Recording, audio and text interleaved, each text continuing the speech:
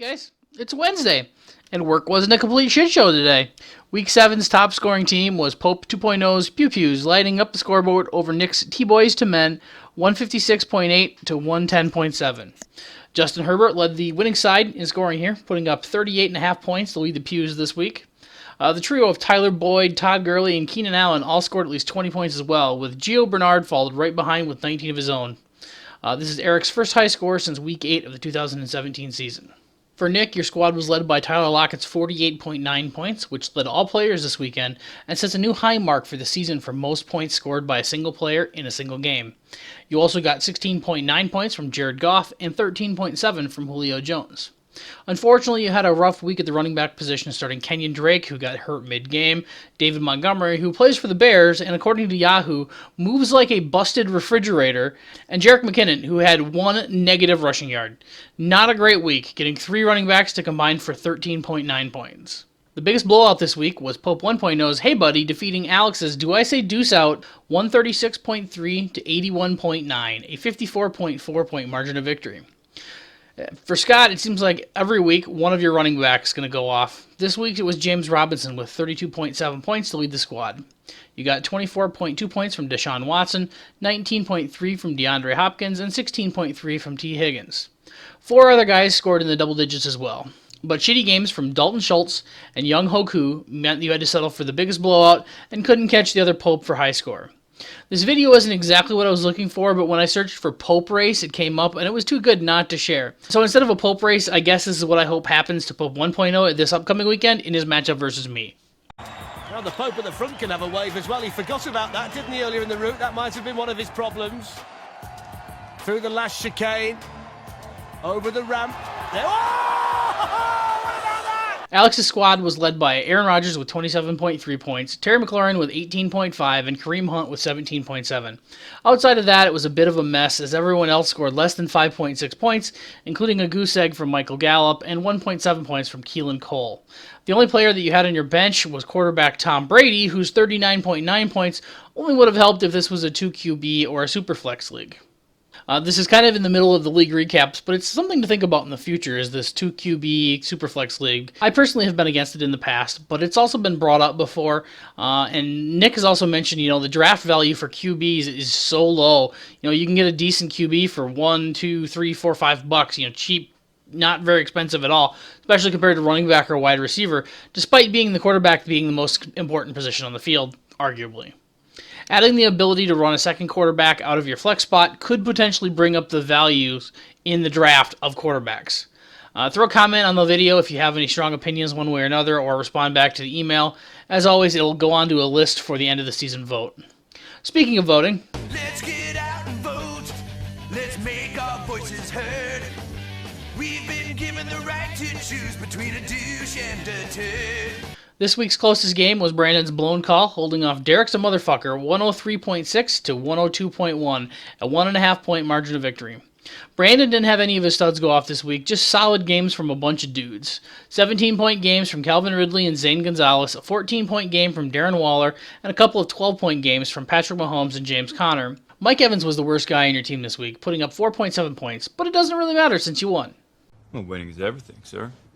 For Derek, you got a 40-point bomb from Kyler Murray, 14.4 from TJ Hawkinson, 12.8 from DeAndre Swift, and 11.4 from Will Lutz. Odell Beckham Jr.'s 0-point game, where he got hurt on his first play from scrimmage, killed you. You only got a 0 from that position, and now he's out for the season, which is why you decided to trade A.J. Green to me in exchange for Antonio Brown.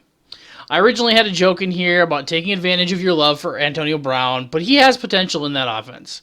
For me, it was probably best that I traded him since I already have Godwin and Gronk. That's 2 pass catchers in that lineup. And it was always actually my plan that when I picked him up, I was probably going to hope to deal him potentially to you. Well, it says, I love it when a plan comes together. Speaking of my amazing squad, my running on empty defeats Josh's sober draft 130.6 to 78.9. Had to rename the team this week after I decided to finally cut J.K. Dobbins. I thought the new team name fit my squad very well this year. I got 27.3 points from A.J. Brown and 23.7 from Drew Brees. Chris Godwin added in 19.3 points while playing with a broken finger, and Gronk added in 14.7 points while playing with old. For Josh, you got 23.3 points from DJ Moore, 17.5 from Matt Ryan, and 12 from Amari Cooper.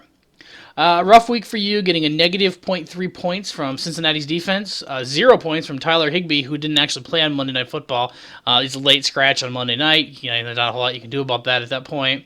And 4.6 points from Chris Carson, who was hurt and may or may not play this week.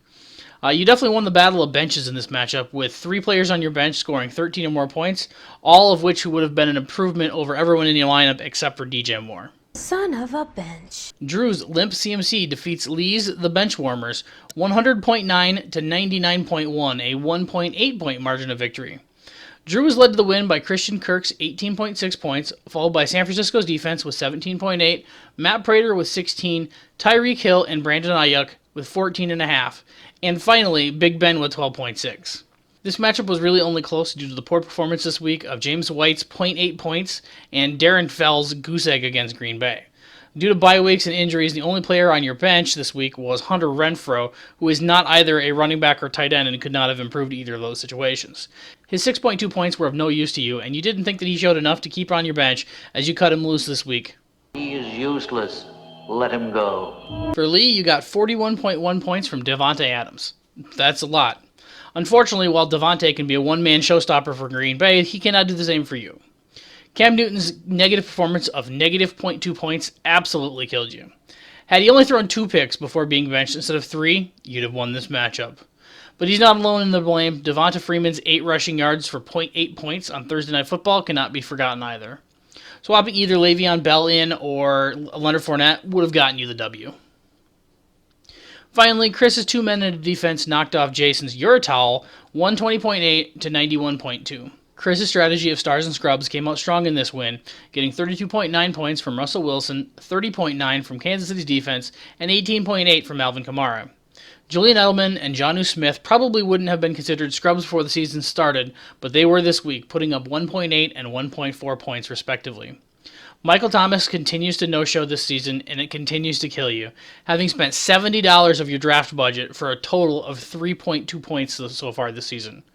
If he gets his shit healthy and quits getting in trouble, he's going to be a heck of an ad for you later in the second half of the season. I don't have to be back till the second half. For Jason, you got 18 points from Buffalo's defense, a pair of 16-point games from Cole Beasley and Josh Allen, and a pair of other double-digit games from Harrison Butker and Ronald Jones II. Someone finally figured out that you should probably cover Chase Claypool as Tennessee's defense completely shut down the rookie, leaving Claypool with only a single catch for negative 3 yards. Not a great sign in Deontay Johnson's first game back, as Claypool only had 1 single target, despite Big Ben setting a season high with 49 passing attempts.